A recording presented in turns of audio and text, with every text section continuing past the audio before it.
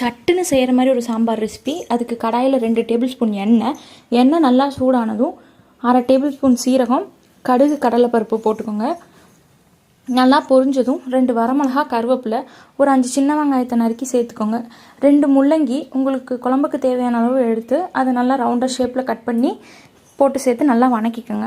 வணக்கணுன்னே 1 tumbler பருப்பு தனியாக ஒரு 2 சவுண்டு விட்டு குக்கரில் வேக வச்சுட்டு அதையும் சேர்த்து கலந்துக்கோங்க. இப்போ இந்த ஸ்டேஜில் நம்ம இதுக்கு குழம்புக்கு தேவையான அளவு உப்பு போட்டுக்கலாம். உப்பு போட்டுட்டு புளி கரைசல் ஊற்றிட்டு 2 டேபிள் ஸ்பூன் சாம்பார் தூள் போட்டு நல்லா மிக்ஸ் பண்ணி வச்சுருங்க. ஒரு டம்ளர் எக்ஸ்ட்ரா தண்ணி ஊற்றி நல்லா காய் வேகிற அளவுக்கு பதத்தில் கிண்டி விட்டுருங்க. பெருங்காயத்தூள் 1/2 டேபிள் ஸ்பூன் சேர்த்துக்கலாம். இந்த மாதிரி நல்லா சாம்பார் கொதிச்சு வந்தோன்னே கொஞ்சம் கம்மியாகணும். காய் ஒரு 5 நிமிஷத்துலேயே காய் வெந்துடும். வெந்தோடனே நீங்கள் இறக்கிட்டிங்கன்னா ரொம்பவே ஈஸி அண்ட் சூப்பரான முள்ளங்கி சாம்பார் ரெடி.